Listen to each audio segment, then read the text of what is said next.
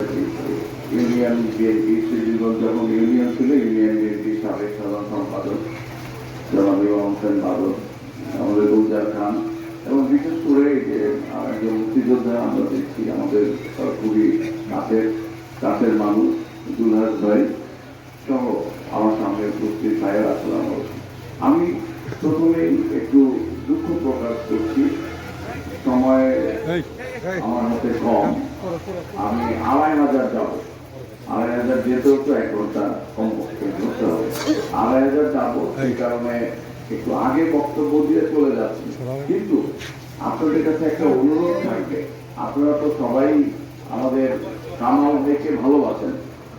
কামাল ভাইকে যেহেতু আপনারা ভালোবাসেন, আপনারা ওনার উপরে যে স্মৃতিচারণ হবে, এখানে খায়ের ভাই আমাদের কামাল ভাইয়ের অত্যন্ত কাছের থেকে রাজনীতি করেছেন, বাদল ভাই করেছেন, আমাদের গুলজার ভাই করেছেন। দুলাস ভাইদের সঙ্গে তো কামাল ভাই মুক্তিযোদ্ধা সংসদে একসঙ্গে কাজ করেছেন। প্রতিদিনই আমি দেখেছি ওনারা একসঙ্গে বসে থাকতেন সন্ধ্যার পরে। অনেকেই আছেন যারা একসঙ্গে আমরা কাজ করেছি। আমারও ওনার সঙ্গে মেশা, ওনার সঙ্গে রাজনীতি করার অনেক সুযোগ হয়েছে। এবং আমি একেবারে যখন ছোট থেকে ছাত্র জীবনে স্কুলে পড়ি, তখন থেকেই আমি কামাল ভাইকে চিনতাম এবং কামাল ভাইয়ের পেছনে আমরা রাজনীতিতে প্রবেশ করি। আমাকে অত্যন্ত স্নেহ করতেন। ওনার আরো ভাইয়েরা ছিল, আমাদের আলাউদ্দিন, মন্টু, তারপরে অন্যান্য ভাইয়েরা যারা ভাই আরো যারা ছিল, তাদেরকে যেমন করে উনি ভালোবাসতেন, আমাকে ঠিক তেমনি ভাবে একটা ছোট ভাই হিসেবে যেভাবে ভালোবাসার প্রয়োজন সেভাবে ভালোবাসতেন আমাকেই। আমি বলতে পারি যে আজকে যে আমি নারায়ণগঞ্জ জেলার আহ্বায়ক হয়েছি, এত বড় দায়িত্ব পেয়েছি, সেদিন যদি কামাল ভাই আমাকে এই ট্রেনটা চড়িয়ে না দিতেন, এই ট্রেনে না চললে ওই সময়, তাহলে তো আমি আজকে এই গল্পে পৌঁছাইতে পারতাম না। আমাকে যদি তখন ছাত্র দলের আহ্বায়ক উনি না বানাতেন, তাহলে কি আমি আজকে জেলার আহ্বায়ক হতাম? আমাকে যদি তখন এই থানা যুব দলের, সিদ্ধিরগঞ্জের থানা যুব দলের সভাপতি না বানাতেন, এই যে আপনাদের এখানে ইউনিয়ন পরিষদে সম্মেলন হয়েছিল, এই ইউনিয়ন পরিষদ অফিসে তখন যুব দলের থানার সম্মেলন হয়েছে, সেই সম্মেলনের মাধ্যমে আমি কামাল ভাইয়ের হস্তক্ষেপে আমি এই থানা যুব দলের সভাপতি হয়েছি। এভাবে প্রতিটা জায়গায় তিনি আমার পেছনে শক্তি জুগিয়েছেন, সাহস জুগিয়েছেন, এবং তাকে দেখে আমরা সাহসী হতাম। তার আন্দোলন সংগ্রামে যে বডি ল্যাঙ্গুয়েজ ছিল, কর্মীদের প্রতি যে একটা ভালোবাসা তিনি দেখাতেন, কর্মীদেরকে শাসন করতেন, বড় ভাই হিসেবে শাসন করতেন। অনেক সময় রাগ হতেন আমাদের উপরে, কিন্তু আবার একটু পরেই আবার স্নেহের পরশ দিয়ে আবার আমাদের সেই রাগ ভুলিয়ে দিতেন। কামাল ভাইকে যখন যে অনুষ্ঠানে দেখতাম, দেখলেই মনটা বড় হয়ে যেত, যে একটা সরল মনের মানুষ, একটা সাদা মনের মানুষ, যার মধ্যে দেশপ্রেম ছিল, যে অল্প বয়সে দেশপ্রেমে তোরাম কলেজের ছাত্র অবস্থায় ইন্টারমিডিয়েটে পড়ে, সেই অবস্থায় তিনি দেশের জন্য যুদ্ধ করতে জীবন দিতে গিয়েছেন। তাহলে একটা মানুষ কখন জীবন দিতে পারে, দেশের প্রতি কখন জীবন দিতে যায়, যখন তার দেশের প্রতি অকৃত্রিম ভালোবাসা সৃষ্টি হয়। আর দেশের প্রতি যার ভালোবাসা থাকে, সে কখনো দুর্নীতিগ্রস্ত হতে পারে না, সে কখনো দেশের ক্ষতি করতে পারে না। তো এইভাবে কামাল ভাইকে আমরা সবসময় দেখেছি যে এলাকার উন্নয়নে, এলাকার মানুষের বিপদ আপদে, এবং এই দলকে সংগঠিত করার জন্য, বিশেষ করে বাংলাদেশ জাতীয়তাবাদী দলকে সংগঠিত করার জন্য তিনি কি আপ্রাণ চেষ্টা করেছেন, কি অক্লান্ত পরিশ্রম তিনি করেছেন। খালেদা জিয়া আমাদের সর্বোচ্চ নেত্রী, কামাল ভাইকে এক নামে চিনতেন, গোদ্দাইলের কামাল। এই বাসায় তিনি এসেছেন, খালেদা জিয়া এসেছেন এই বাসায়, এই বাড়িতে এসেছেন। তো এইরকম সৌভাগ্য কামাল ভাইয়েরও হয়েছে, একদম কাছে থেকে সর্বোচ্চ পর্যায়ে আমাদের দলের প্রধান, আমাদের দেশের যিনি প্রধানমন্ত্রী ছিলেন বারবার, তাকে একেবারে কাছে থেকে পেয়েছেন কামাল ভাই। আবার কামাল ভাইকে তারা সেভাবেই মূল্যায়ন করতে। বন্যার সময় আমি দেখেছি যে বেগম খালেদা জিয়া যখন রিলিফ নিয়ে প্রাণ নিয়ে এই যে এলাকায় এলাকায় ঘুরেছেন, নৌকায় করে প্রাণ নিয়ে তিনি দেখতে এলাকার ওই বন্যার্থদেরকে দেখতে বের হয়েছেন নৌকায় করে, তখন কামাল ভাইকে দিয়েছে হাঁটু সমান পানির মধ্যে দিয়ে সেই নৌকা টেনে নিয়ে যাচ্ছেন। সেই দৃশ্যগুলো 1988 সালের বন্যার সময় আপনারা জানেন যে সিদ্ধিরগঞ্জের প্রত্যন্ত এলাকা বন্যার পানিতে ডুবে গিয়েছিল।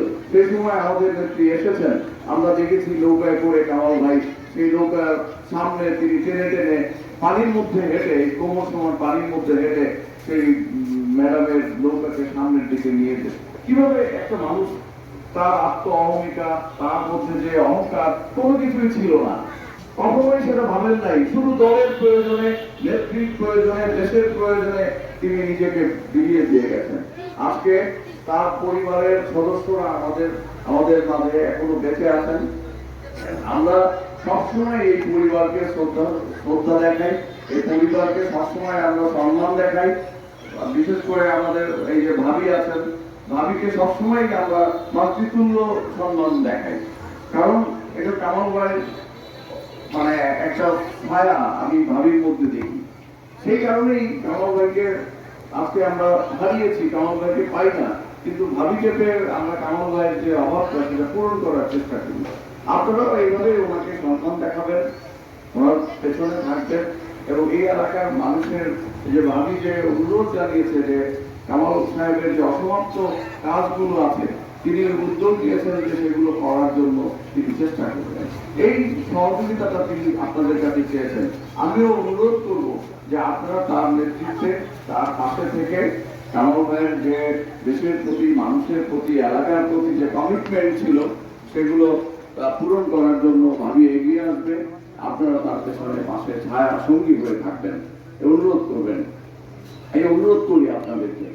আর অনেক কিছু বলার আছে, অনেকে বলবেন। আমি বিশ্বাস করি যে আপনারা ধৈর্য ধরে বসে সবাই একটু শুনে যাবেন কামাল ভাই সম্পর্কে। আর কামাল ভাই পরিবার নিয়ে আমাদেরও পরিকল্পনা আছে। কামাল ভাইয়ের ছেলে আছে মাজার, ওকে রাজনীতিতে আমরা নিয়ে এসেছি। তার ভাইয়েরা আমাদের সঙ্গে রাজনীতিতে আছেন, তার চাচাতো ভাই দেলোয়ার হোসেন খোকন আমাদের সঙ্গে আছেন, ভাবি নিজেও আছেন। তো তার পুরো পরিবারটাই একটা বিএনপি পরিবার। এই পরিবারকে সবসময় আমরা একটা শক্তি হিসাবে মনে করি যে এই সিদ্ধিরগঞ্জের মধ্যে এই পরিবারটা যদি রাস্তায় থাকে, আমাদের সাথে থাকে, অনুষ্ঠানে থাকে, তাহলে এটা বিএনপির শক্তি অনেক গুণ বেড়ে যায়। সেই হিসাবে এই পরিবারকে আমরা সবসময় পাশে রাখি। গাজী ইসমাইল ভাইয়ের পরিবারকেও এইভাবে আমরা পাশে রাখি। গাজী ইসমাইল ভাইয়েরও এই দলের জন্য অবদান ছিল, যে কারণে এই পরিবারগুলোকে আমরা হারাতে দিব না। এই পরিবারগুলোকে আমরা টেনে টেনে আমাদের প্রয়োজনে, দলের প্রয়োজনেই আমরা রাখবো। কারণ কামাল ভাইয়ের পরিবারের সদস্যদেরকে দেখলে সবাই মনে করবে এই যে বিএনপির পরিবারের লোকেরা, এদেরকে কিন্তু আলাদাভাবে মূল্যায়ন করতে হবে। এই কারণে এই তাকে মূল্যায়নের মধ্যে দিয়ে কিন্তু বিএনপি মূল্যায়িত হচ্ছে। এই কারণে আমরা তাদেরকে মূল্যায়নের সবসময় চেষ্টা করবো। তো আজকে আমাকে চলে যেতে হচ্ছে, আমি অনেক দূরে যাব, আপনারা আমাকে ক্ষমা করবেন। আমি এই অনুষ্ঠানে খায়ের ভাই আছেন, অনেকদিন পরে একসাথে বসে একটা অনুষ্ঠান করার সুযোগ পেলাম, কিন্তু আমার মানে না গেলেই হবে না। ওই অনুষ্ঠানে আমি না গেলেই হবে না, অনেক দূরে যাব। আপনারা দোয়া করবেন। খায়ের ভাইয়ের কাছেও আমি ক্ষমা চেয়ে নিচ্ছি। আপনারা যারা আছেন আপনারা থাকেন, সবাই থাকবে ইনশাল্লাহ, আমি বিশ্বাস করি। আপনারা কামাল ভাইয়ের উদ্দেশ্যে যে দু চারটি কথা বলবেন তারা অবশ্যই শুনে যাবে। এই আমি তো সবার শেষে কথা বলতাম, কিন্তু সবার আগে বললাম এর অর্থ এই নয় যে আপনারা চলে যাবেন, আপনারা কেউ যাবেন না। এটাই হলো আমার অনুরোধ, এটা আপনারা রক্ষা করবেন ইনশাল্লাহ। তো সবাইকে ধন্যবাদ জানাই। আবার আমরা এরকম একটি আলোচনা সভা করবো কামাল ভাইকে নিয়ে, এবং আমরা চেষ্টা করবো যে কামাল ভাইয়ের নামে কোনো কিছু করে সেই সংগঠনের মাধ্যমেই কামাল ভাইয়ের স্মৃতিগুলোকে আমরা ধরে রাখতে পারি কিনা, এটা আমরা চেষ্টা করবো। ধন্যবাদ জানিয়ে আমি আজকে এই অনুষ্ঠান চলবে। যারা আয়োজন করেছেন সবাইকে ধন্যবাদ জানিয়ে আমি আমার বক্তব্য শেষ করছি। খোদা হাফেজ। বাংলাদেশ জিন্দাবাদ, বাংলাদেশ জাতীয়তাবাদী দল জিন্দাবাদ। দেশনেত্রী বেগম খালেদা জিয়া জিন্দাবাদ, শহীদ রাষ্ট্রপতি জিয়াউর রহমান অমর হোক, তারেক রহমান জিন্দাবাদ, কামাল ভাই অমর হোক। ধন্যবাদ আপনার। ধন্যবাদ। আজকে সম্মানিত প্রধান